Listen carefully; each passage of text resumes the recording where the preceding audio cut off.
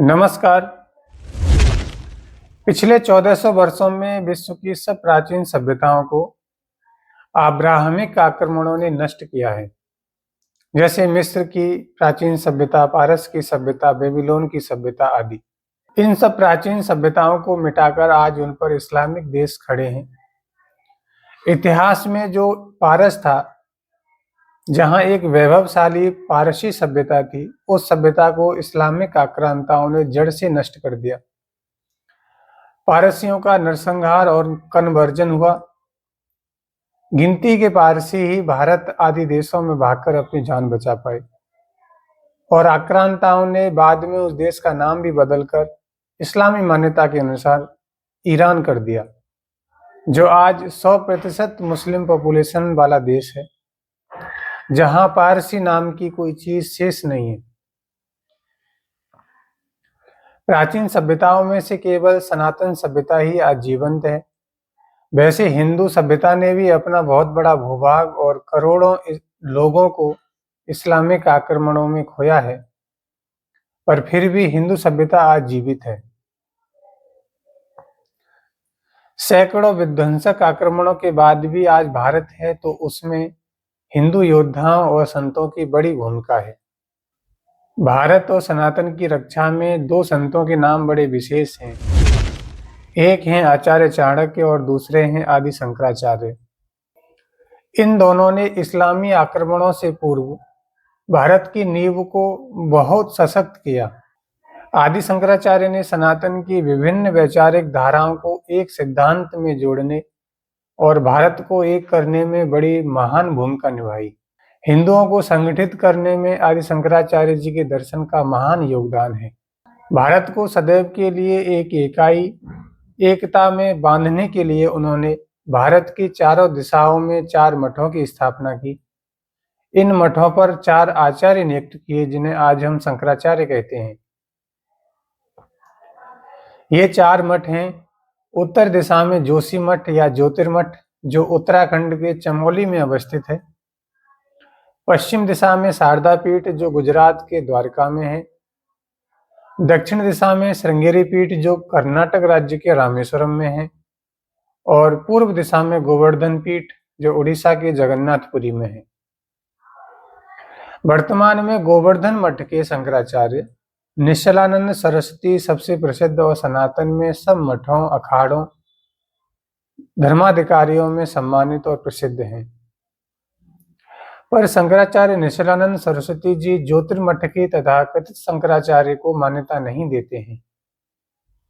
इसी तरह रामानंद संप्रदाय के प्रमुख आचार्य जगतगुरु रामभद्राचार्य जी और कई अखाड़े और अन्य धर्माधिकारी भी ज्योतिर्मठ के तथाकथित शंकराचार्य को शंकराचार्य नहीं मानते हैं। इसीलिए कह सकते हैं कि वर्तमान में केवल 3 पीठों पर ही शंकराचार्य नियुक्त हैं और संभव है कि आने वाले समय में ये तीनों पीठों के शंकराचार्य मिलकर ज्योतिर्मठ पर किसी योग्य सन्यासी को शंकराचार्य नियुक्त करें।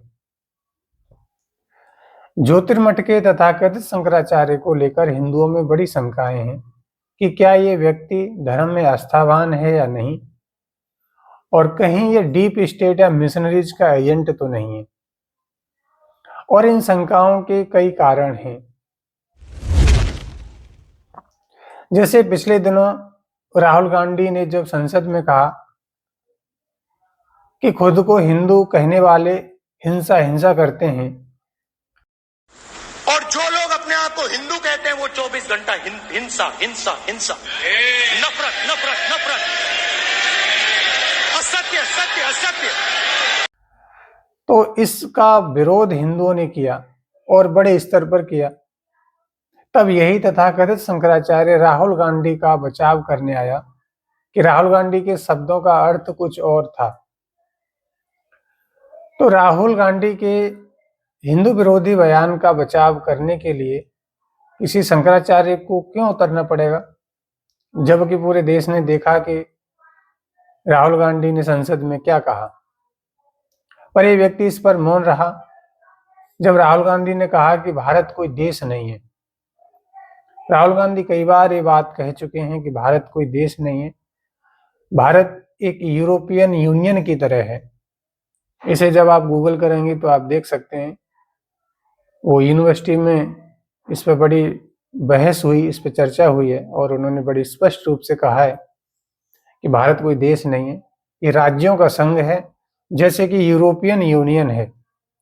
यूरोपियन यूनियन में अभी 27 देश हैं, तो भारत में इसी तरह से यह व्यक्ति यह मानता है कि जो राज्य हैं वे वस्तुतः देश हैं, कंट्री हैं, और भारत तो केवल एक संघ का नाम है, इन राज्यों के संघ का नाम है। यानी कि राज्य चाहें तो अपनी स्वतंत्रता अलग स्थापित कर सकते हैं, और भारत को, जिसे एक सामान्य हिंदू एक राष्ट्र मानता है, एक देश मानता है, तो राहुल गांधी या कांग्रेस और अन्य बहुत सारे लोग भारत को टुकड़ों में देखते हैं, और इसी तरह सावरकर आदि पर लगातार ये लोग निकृष्ट भाषा का प्रयोग करते हैं, हिंदुओं को आतंकवादी बताते हैं, सनातन को मिटाने की बात करते हैं, तब ये शंकराचार्य मौन रहता है। उत्तर प्रदेश में एक दुर्दांत आतंकी माफिया अतीक अहमद मारा गया, तो इसी तथाकथित शंकराचार्य को बहुत दर्द हुआ। सबसे ज्यादा पीड़ा इसी व्यक्ति को हुई थी। आजकल उस अखिलेश यादव की गोद में ये व्यक्ति हिल रहा है, जिस अखिलेश यादव के संरक्षण में रामायण जलाई गई, श्री राम को गालियां दी गई, और आज भी हर दिन जब समाजवादी सनातन धर्म को गाली देते हैं, तो ये तथाकथित शंकराचार्य मौन रहता है, उस पर नहीं बोलता। इंडी गठबंधन के नेताओं ने सनातन को मिटाने का आह्वान किया, सनातन को डेंगू मलेरिया बताया,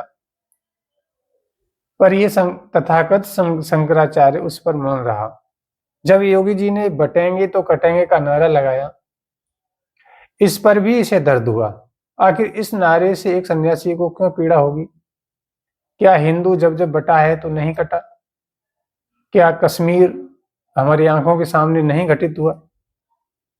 और इसके बहुत सारे उदाहरण हैं, जहां जहां हिंदू कम हुआ है वहां कटा है, वहां से देश भी कटा है। लेकिन इस नारे से इस व्यक्ति को समस्या क्यों हुई, ये एक सामान्य हिंदू नहीं समझ पाता है। बागेश्वर धाम के धीरेन्द्र शास्त्री ने जब नारा दिया, जात पात की करो विदाई, हिंदू हिंदू भाई भाई, तो इस नारे से भी इस तथाकथित शंकराचार्य को बहुत पीड़ा हुई थी। आखिर हिंदू एकता की बात करने में, जात पात की विदाई करने में, हिंदू को भाई कहने में किसी हिंदू को, किसी सन्यासी को कोई पीड़ा कैसे हो सकती है? और जिसे पीड़ा हो रही है उसका अर्थ यही निकलता है कि वो व्यक्ति आंतरिक रूप से कुछ और है और बाह्य रूप से उसने चोला किसी और चीज का ओढ़ रखा है। कुंभ पर्व में योगी जी जिस निष्ठा से लगे हैं वो पूरे देश ने देखा है। योगी जी उसी तरह लगे हैं जैसे कि छोटी बहन की शादी में बड़ा भाई लगा रहता है। आज से पहले किसी मुख्यमंत्री को कुंभ या किसी सनातन सभ्यता से जुड़े विषय में इस समर्पण के साथ लगा हुआ नहीं देखा गया है, बल्कि इससे पहले तो सनातन सभ्यता से जुड़े हुए विषयों पर नेताओं को दूर भागते हुए देखा गया, सेकुलरिज्म के नाम पर। योगी जी के इस समर्पण के बाद भी इस तथाकथित शंकराचार्य ने योगी जी को बुजदिल बताया, गोहत्यारा बताया और योगी जी का इस्तीफा मांगा, और लगातार योगी जी का इस्तीफा मांग रहा है। तो इन सारे विषयों से ऐसा प्रतीत होता है कि जो कार्य आदि शंकराचार्य जी ने किया था, समाज को जोड़ने का, राष्ट्र को एक सूत्र में बांधने का, उसके सर्वदा विपरीत ये व्यक्ति आचरण करता है। इसीलिए हिंदुओं के अंदर बड़ी शंकाएं उत्पन्न होती हैं और बहुत सारे धर्माचार्य भी इस व्यक्ति को शंकराचार्य नहीं मानते हैं। आपका इस पर क्या विचार है, हमें कमेंट में बताएं। जुड़ने के लिए धन्यवाद। जय श्री राम।